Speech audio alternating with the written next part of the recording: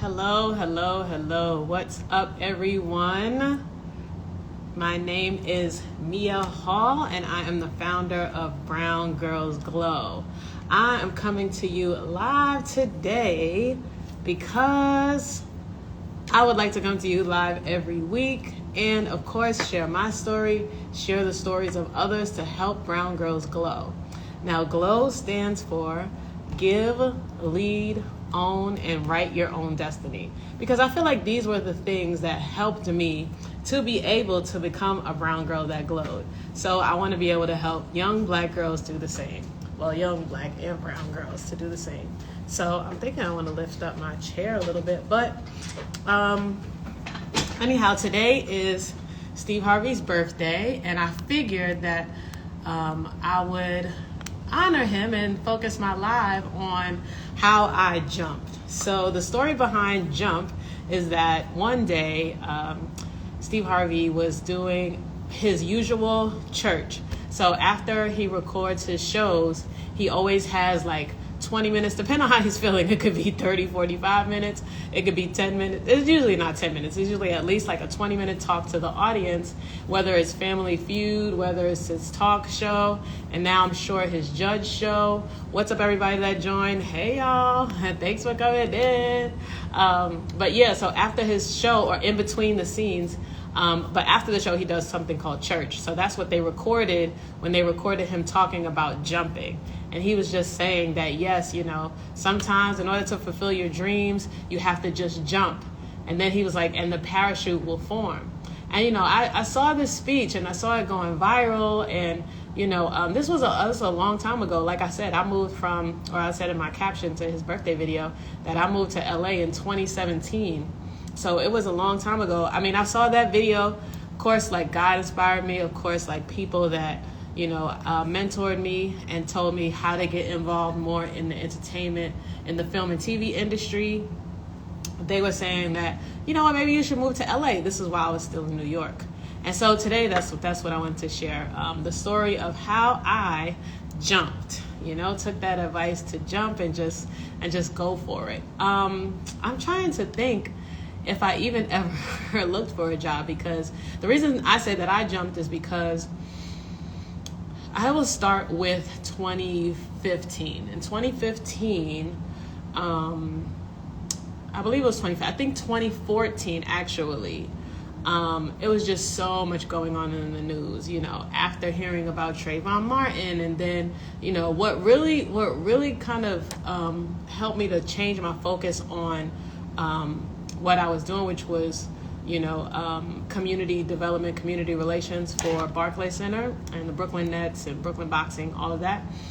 But I wanted to change my focus to journalism because I had been dabbling in journalism, but I said, no, the way that I'm going to fight for social justice, because of the way that I saw Michael Brown portrayed in the news. Like this young man had just graduated from high school and they chose to, you know, show pictures of him in a hoodie or whatever. And, you know, just saying, oh, he was a problem. Like the media really portrayed him in a negative light in order to protect a killer, like somebody who killed him, you know, that was supposed to be protecting him for apparently stealing, whatever, you know what I mean? He was doing with his friends, like, no, and left him on the street for 4 hours. Like that was just, you know, that just really, really, really, I mean, that whole summer was crazy. So, you know, but that story really got to me.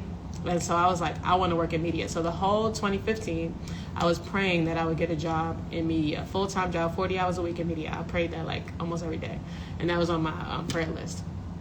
Then in 2016, I got the opportunity to work with NBC BLK. Now, I had transitioned from Barclays Center and, you know, and was looking for new roles and things like that. And I emailed Gabby Gambrell. And, you know, I emailed really a lot of my friends that worked in media. And I was just like, hey, just letting you know, looking for a new, you know, role in media. And she emailed me back almost immediately and said that they had an opening at NBC BLK. So it was literally like it had just been formed a year earlier. You know, it was like a black news outlet under NBC. And so, you know, that's how I started working at NBC. You know, it took some time later. I met with the person that was over, the managing editor of the vertical. That's what they called it. They had NBC BLK, NBC Latino. They still have these. NBC Asia America, NBC Out, that started after I was there. But yeah, so they had a lot of different verticals, and we were on NBC BLK, and I got the job on NBC BLK, so was very happy for that. And then once I started working there, I was, of course, very interested in staying in media, but I really wanted to do film and TV. I was like, and I wanted to do film and TV.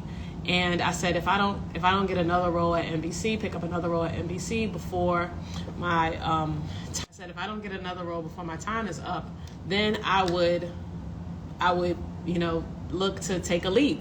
I don't know if I said I would go to LA yet, but I believe so, because I had, visited LA just for a week to see how I would like living there. And I visited Atlanta for a week too to see how I would like living there. But, Atlanta didn't speak to me the way that LA did. And so around that time, around April of 2017 is when I was like, I think I'm leaving. And then by July, I was like, okay, I really think I'm leaving. July is my birthday. And then around, I think I have to see back when I got my ticket. I believe I got my one-way ticket. I was like, I don't care if I have a job. I know that when the clock strikes 12 in 2018 that I want to be in LA. And so I had, I purchased a ticket, I think maybe in October, and I was just like, I'm going. Because I think it was October, because I remember telling people, like, I'm moving to LA after I purchased the ticket, because I was like, there's no turning back after that. I got a one-way ticket to LA. I didn't even know where I was going to stay at the time. I did have family out there, but I didn't know if, like, they would let me stay with them and how far they lived away from, where the studios were and things like that. So I didn't know any of that. And I had lived there before, and I know that they didn't even have room. And they didn't even have room at the time, so that wasn't even an option. And so I was just like, I'm gonna pray. I know I didn't even have a way that I would pay rent if I was gonna look for a place, but I was gonna Airbnb it. I was just gonna hustle. From New York, we know how to hustle. We know how to get it done. So that's what I had planned to do. And so I got my ticket, started telling people, and just started praying. And actually, I went to LA. I think it was maybe November. And I had, met this group of girls along with my friend Cheech, Chi the Femc, and we had, met. The team kept on coming up, and when the number 13 kept on coming up, we were like, we should call ourselves the 13th. I mean, this was at Yvonne Orji and Amy Aniobi's event. At the Grove in Beverly Hills, and we were just praying, like, why does God have us here? Why does God have us meeting these people? And I actually met, one of my closest, very greatest friends, Shaquilla Stewart, at that moment in that 13th group. I still talk to her to this day, all the time. And so we prayed, and then for some reason we said, after that night, we got into a group text, and we stayed in touch. And we said we should do a chain fast. I don't know who thought of it, how we came up with it, but we said we should do a chain fast. And I had, I didn't even realize, what's up? I didn't see more people. Closed mouth don't get fed on the boulevard. Hilarious jump. Hey, sis. What's up, John? Oh, my bad. I was wondering, like, I don't see any comments come in. Okay. But yes, thank you all for joining. All four of you. But yes, so I had, so they said, let's do this chain fast. We're going to do it for 13 days. Some people would do it for 3 days. Some people would do it for 2 days. And so I had 3 days. I don't think it was all day. I think it might have been sun up to sundown, whatever. But either way, I was praying for a place to stay, like in LA. And I prayed that I would stay there at no cost, because I knew I wouldn't be working. Or at least, like, I knew I would try to find a job, but, who knows when I would get it. And so I had prayed for my 3 days, and then on the third day, praise God for the third day, on that third day, I went to a birthday party for my friend Charisma's mom, right? So my friend Charisma started Brooklyn Women's Prayer Group. I met a lot of my good, close friends, even the friend that was in this group with me in LA. I met her there. And so she was having a birthday party. So everybody was there, and my friend that's from LA, Ashley, that I met through the group, she was there on the third day. Yes, Dr. Gabby. But yeah, I met this girl. I didn't meet her there, but she was there, and I was telling her, hey, I'm moving to LA. And she was like, oh, that's cool. And then I was like, yeah, I'm just looking for a place to stay. I don't have any place to stay. I'm gonna, leave my job. I was working at Black Enterprise at the time, like more than I was doing my speaking engagements and things like that. But I was working like 3 days a week at Black Enterprise, in the research department. And I was like, December 15th, I'm gonna leave. Like I just said I'm gonna leave. Why? With no money? I don't know. But anyway, I just figured I would be all right. So, I told her that, and she was like, oh, you can stay with my mom. Huh? Like, what do you mean I can stay with your mom? She's like, yeah. She's like, my mom is there. She's by herself. I'm sure she'll let her stay with you. I was like, are you kidding me? Like, it just happened, like, just like that. And I promise you, it was I know it was a 6 to 6 because I think I had dinner there. And so it was like literally like the last day of the prayer, like after 6 o'clock, like fast just ended. And what's up, China? My fast had just ended, and I literally told Ashley Bowden, Miss Bowden's daughter, that I was moving to LA. I didn't have a place to stay, and she said, you can stay with my mom. She said, I'll call her, but but I'm sure she'll let you stay with her. The next day, she called her mom. Her mom said yes, and that's how I was able to stay in LA. So it was like, this wasn't after, I didn't wait until I had a place to stay to buy my ticket. I bought the ticket and was like, the parachute will form. And thank God, with prayer, I think the parachute will form. So that's how I got the place to stay. And then, as far as working, I did, for some reason, I don't know who connected me to MTV's, not MTV, Viacom. They had, I think I just saw it maybe on the email list. It could have been a person, and if I'm forgetting that person, then, I apologize. But I will have to look at my emails to see how I got connected with the Viacom events. I think it was a Hampton group, actually. I think it was like a Hampton alumni thing because I saw more Hampton alumni there. But anyhow, so I have volunteered at one of their events, and they had a division in LA, of course, because they have offices in LA. And so that was like kind of like my first gig that I was like, okay, I know whenever they have events, I could go in and be a production assistant, be a PA. So that's kind of what I did for a little bit. But that was the only thing that I, really quote unquote had, What's up, Cal? One of the funniest people in the land. But yes, just sharing my testimony. I gotta remember to pin that. But yeah, so that's how I really got to LA. So I bought my ticket for December 30th, 2017, just so that I can, what's up, Lanice?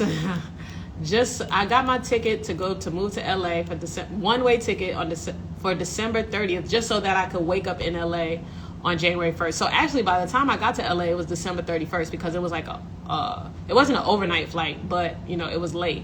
So by the time I got home, it was by the time I got to my new home in LA, I had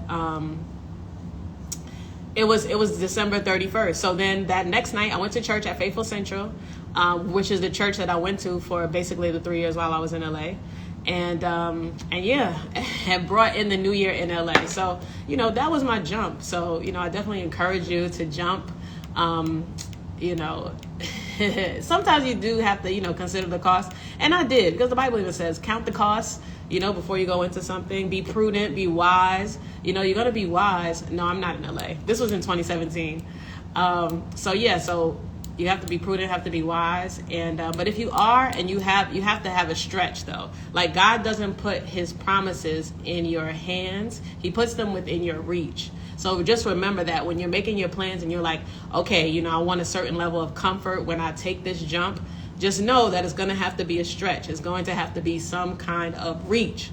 So know that. And yeah, so actually when I went out there, I lived with Ashley's mom, Miss Bowden, for 5 months, because I told her in May that on June 1st I'm going to leave, because I knew that, me not paying rent, actually, for me, I knew that it was too easy, actually. Like, not to say that, I needed to make it hard for myself, but I needed to pay rent.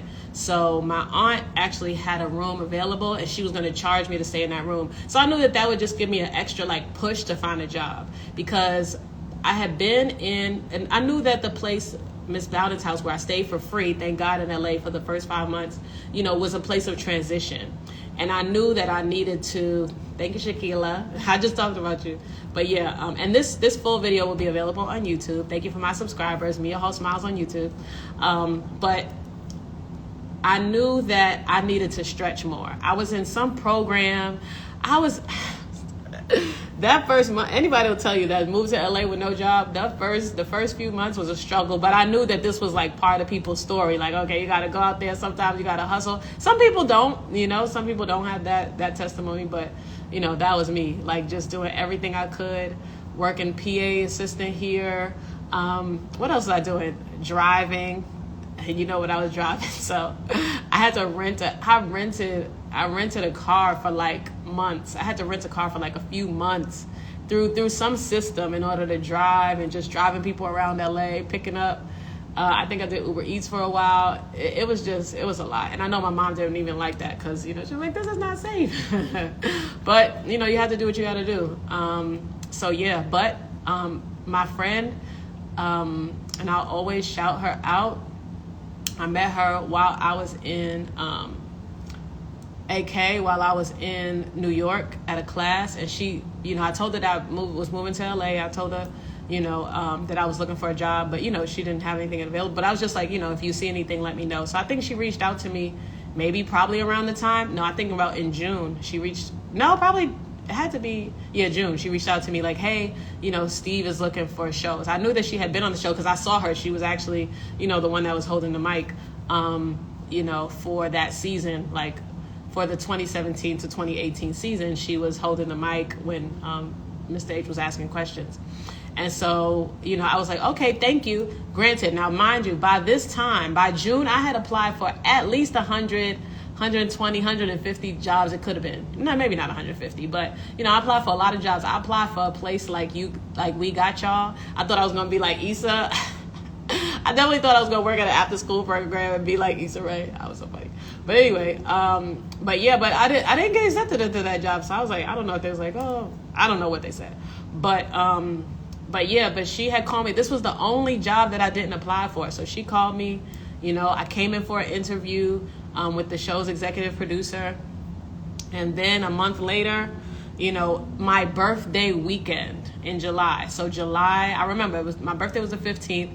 I got to meet with Ianthe, the co-executive producer for the show, on July 13th, that Friday.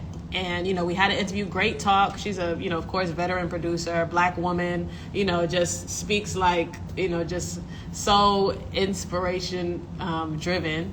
And I got to speak to her. So, she was just asking me more about my story and things like that. And she was like, I hope to see each other again. And I was like, yeah, so too. And so, by that afternoon, I was actually working a Viacom event as a PA. And I had got a message because I was working. So, Terry left a message for me, and he said, hey, just wanted to let you know you got the job at Steve. I was like, praise God. My birthday weekend, I didn't have to go into my birthday, not knowing I would have a full-time job. So that's how I got the Steve job. Shout out to Anna K. Anna K is the best. That's how I got the Steve job. And yeah, through her connections. She used to be the executive producer's assistant. Then she got moved up to associate producer. And so I came in as a PA, and I started the end of July, I think maybe July 29th, 2018, and been working with H ever since. So that's my story. I didn't want to stay on here long, I just wanted to come on and share my testimony. Of course, we'll be sharing more. Of course, I'll have more people. I'm hoping to have somebody from the Steve Show come on next week. But, we're going to be talking to women, just inspiring these young brown girls to glow. So y'all make sure you keep elevating, keep striving, and I will see you next week. I know I missed Monday, so that's why I did it on Tuesday, because I told you I'm going live once a week. So looking to keep my promise on that. So I will see y'all next Monday. Have an awesome, amazing day. And remember to jump. Happy birthday, Mr. Harvey. Thank you all for joining.